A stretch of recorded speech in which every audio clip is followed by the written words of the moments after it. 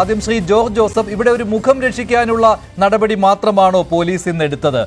2 ജാമ്യം കിട്ടുന്ന വകുപ്പുകൾ ചുമത്തി ഷൈൻ ടോം ചാക്കോയെ വിട്ടയച്ചത്.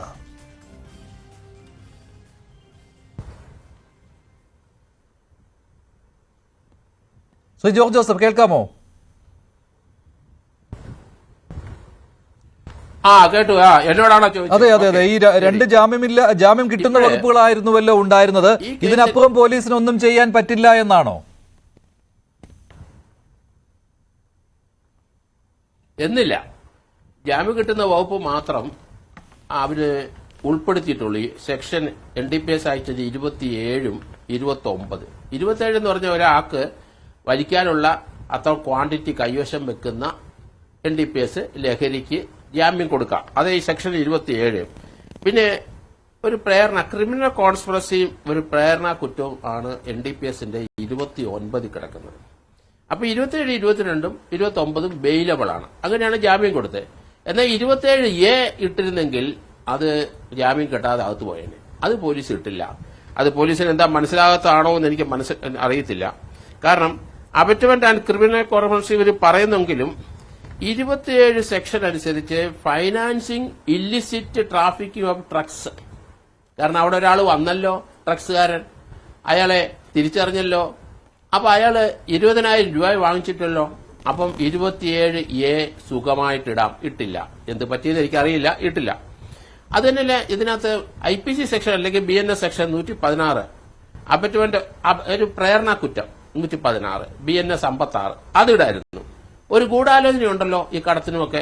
120B IPC അല്ലെങ്കിൽ 61, 62 BNS അതും ഇട്ടില്ല. ഇതൊക്കെ ഇപ്പൊ ഇടായിരുന്നു, അത് ഇട്ടില്ല. എന്തായാലും വരും ദിവസങ്ങളിൽ എന്താ സംഭവിക്കുന്ന അറിയില്ല. തിങ്കളാഴ്ച ഏതായാലും വരാനൊരു നോട്ടീസ് കൊടുത്തിട്ടുണ്ട്. ഞാന് തുടക്കത്തിൽ പറഞ്ഞു വെക്കാം, കാരണം ഇയാളെ മലയാള സിനിമയിൽ നിന്ന് തുടച്ചു മാറ്റി കളയേണ്ട സമയം കഴിഞ്ഞു. കാരണം കുട്ടികൾ, ഇയാൾ പല സിനിമയിൽ അഭിനയിക്കുന്നുണ്ട്, കുട്ടികൾ ഇയാളെ ഫോളോ ചെയ്യുന്നുണ്ട്. ഡ്രഗ്സ് അടിച്ച് ഇതുപോലെയൊക്കെ കാണിച്ചെങ്കിലേ മലയാള സിനിമയിൽ കയറിപ്പറ്റാൻ സാധിക്കുള്ളൂ എന്നാണ് ചെറുപ്പക്കാർ കരുതുന്നത്. അതിന് മറ്റുള്ള നടന്മാരൊക്കെ ഇപ്പൊ ഏകദേശം ഇയാളെയാണ് എല്ലാവരും ഫോളോ ചെയ്യുന്നത്. അത് നമ്മുടെ സമൂഹത്തിന് വലിയ ദൂഷ്യം ചെയ്യും. കുട്ടികളെല്ലാം ഡ്രഗ്സിലോട്ട് പോകും.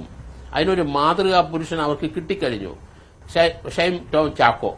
അപ്പൊ അയാളെ അടിയന്തരമായിട്ട് അകത്തിട്ടേ പറ്റുള്ളൂ. അതിപ്പോ പോലീസ് ഇപ്പൊ ഈ ബെയിൽ കൊടുത്ത് വിട്ടെങ്കിലും തിങ്കളാഴ്ച അയാൾ വരുന്നുണ്ട്.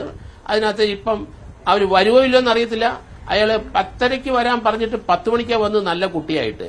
പക്ഷെ അവിടുന്ന് ചാടി ഇറങ്ങി ഓടിയിട്ട് എന്ത് സംഭവിച്ചെന്ന് പുള്ളിക്ക് ഓർമ്മയില്ല. പൊള്ളാച്ചി പോയി നിന്നത് ഓർമ്മയുണ്ട്. പൊള്ളാച്ചി പോയത് മിക്കവാറും ബ്ലഡ് ട്രാൻസ്ഫ്യൂഷൻ ആണ്, ബ്ലഡ് മാറ്റി എന്നാണ് ഞാൻ കരുതുന്നത്. കാരണം ഇനി ആ ടെസ്റ്റ് ചെയ്താൽ അതിനകത്ത് ഡ്രഗ്സിന്റെ അംശം ഉണ്ടാവില്ല. ഒരു 36-48 മണിക്കൂറിനാണെങ്കിൽ കൃത്യമായിട്ട് നമുക്ക് ആ ബ്ലഡ് പരിശോധിച്ചു കഴിഞ്ഞാൽ ഡ്രഗ്സിന്റെ അംശം കിട്ടും. പിന്നെ ഒരു 10-60 ദിവസം അത് ശരീരത്തിലെ ബ്ലഡില് ഉണ്ടാകും അതിന്റെ പ്രസൻസ്. അതുകൊണ്ട് നമുക്ക് കാര്യമില്ല. പക്ഷെ അതിനുള്ള അവസരം കളഞ്ഞിട്ടാണ് അയാൾ വന്ന് ഹാജരായത്.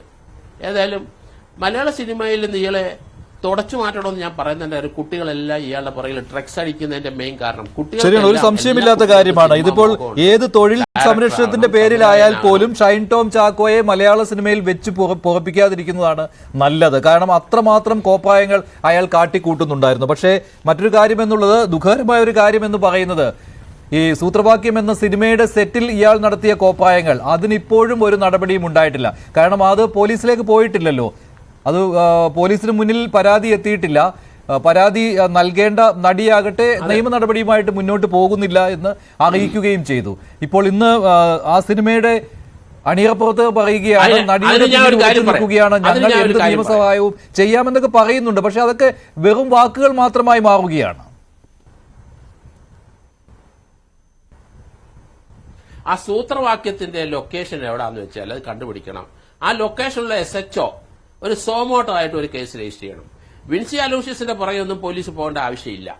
അവർക്ക് സൗകര്യം ഉണ്ടെങ്കിൽ, അവർക്ക് പരാതി ഉണ്ടെങ്കിൽ പോലീസ് സ്റ്റേഷൻ ഒന്നും മൊഴി കൊടുത്ത് നമുക്ക് കേസെടുക്കാം. അതുകൊണ്ട് മലയാള സിനിമയിലുള്ളവർ ഇതുപോലെയുള്ള ആര് വന്ന് പറഞ്ഞാലും ശരി, ഇങ്ങനെ സോഷ്യൽ മീഡിയയിലൊന്നും അതിന്റെ പോലീസ് പോകേണ്ട ആവശ്യമില്ല. പോലീസ് സ്റ്റേഷൻ വരട്ടെ, അവർക്ക് പരാതി ഉണ്ട്. ഇപ്പം തന്നെ വിൻസി പോലീസ് പരാതിപ്പെടാനായിട്ട് അവർക്ക് തയ്യാറല്ല. അപ്പൊ അങ്ങനെ ഒരു സംവിധാനം ഇവിടെ ഇല്ലല്ലോ. ഇന്ത്യയിൽ ആകെ ഒരു കോഗ്നിസബിൾ ഒഫൻസ് റിപ്പോർട്ട് ഉണ്ടെങ്കിൽ SI അല്ലെങ്കിൽ SHO കേസ് എടുത്തല്ലേ പറ്റുള്ളൂ. അപ്പം സൂത്രവാക്യത്തിന്റെ അവിടെ അതിന്റെ കൺസേൺഡ് SHO സോമോട്ടോ ആയിട്ട് കേസെടുക്കാം. വിൻസിയുടെ വിൻസിയെ ഉപദ്രവിച്ചെന്ന് പീഡിപ്പിച്ചെന്നൊന്നല്ല പറയാൻ പോകുന്നത്. അവിടെ ഒരു കൊക്കൈന്റെ ഒരു പ്രസൻസ് വന്നു. ആ വിൻസി തന്നെ പറഞ്ഞിട്ടുണ്ട് വായിക്കാത്ത ഒരു പൊടി ഇട്ടിട്ട് പിന്നെ തുപ്പിന്ന്. അത് ഡ്രഗ്സ് ആണല്ലോ, അത് ഇട്ടത് മറ്റു നടന്മാരല്ലല്ലോ, അത് ഷൈൻ ടോം ചാക്കോ തന്നെയാണല്ലോ. അപ്പൊ അവിടെ ഒരു സോമോട്ടോ കേസ് പോലീസ് എടുക്കണം. സൂത്രവാക്യം എവിടാണ് ലൊക്കേഷൻ, അതിന്റെ അവിടുത്തെ SHO എടുക്കണം. എടുത്തിട്ട് വിൻസിയുടെ പുറകെ പോകേണ്ട ആവശ്യമില്ല, നമുക്ക് ആ കൊക്കൈന്റെ പുറകെ പോകണം. കൊക്കൈൻ ഇയാൾ അന്ന് ഉപയോഗിച്ചത് എവിടുന്ന് കിട്ടി, എവിടുന്ന് കൺസ്യൂം ചെയ്തു, അത് ആ വിവരത്തിനനുസരിച്ച് ഒരു FIR തീർച്ചയായിട്ടും അവിടെ വരണം. എങ്കിലും ഇതിനൊരു പരിഹാരം ഉണ്ടാവുള്ളൂ. അടുത്തൊരു കാര്യം ഞാൻ പറയാൻ അതുകൂടെ പറഞ്ഞേക്കാം. കാരണം ഡ്രഗ്സ് പിടിച്ച് നമുക്ക് 1.5 കോടി രൂപയുടെ ഡ്രഗ്സ് ആലപ്പുഴ പിടിച്ചു.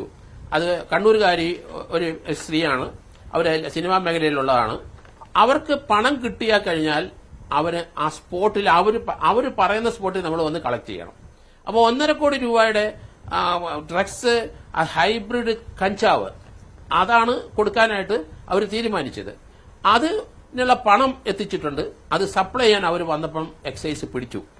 അപ്പൊ അതിന്റെ അർത്ഥം ഡിജിറ്റൽ എവിഡൻസ് അല്ലെങ്കിൽ ഡിജിറ്റലായിട്ട് പല സ്ഥലത്തൂടെ കയറി ഇറങ്ങി അവർക്ക് പണം കിട്ടിയിട്ടുണ്ട്. പക്ഷെ ആരാണ് അതിന്റെ കൺസ്യൂമർ? അത് ഷൈൻ ടോം ചാക്കോയ്ക്കും ശ്രീനാഥ് ഭാസിക്കും കൊടുക്കാൻ തന്നെ അവരുടെ കസ്റ്റമർ ആണ്. അപ്പൊ അതിങ്ങനെ ഇപ്പോൾ ഒരു നടപടി ഇല്ലാതെ അങ്ങനെ ഇരിക്കുക. അതുകൊണ്ട് DGP ഒരു കാര്യം ചെയ്യണം, അല്ലെങ്കിൽ ആഭ്യന്തര വകുപ്പിന് എഴുതിയിട്ട് ആ കേസ് പോലീസ് ടേക്ക് ഓവർ ചെയ്യണം. എന്നാലേ ഇതിന് പരിഹാരമാവുള്ളൂ. അത് ടേക്ക് ഓവർ ചെയ്ത്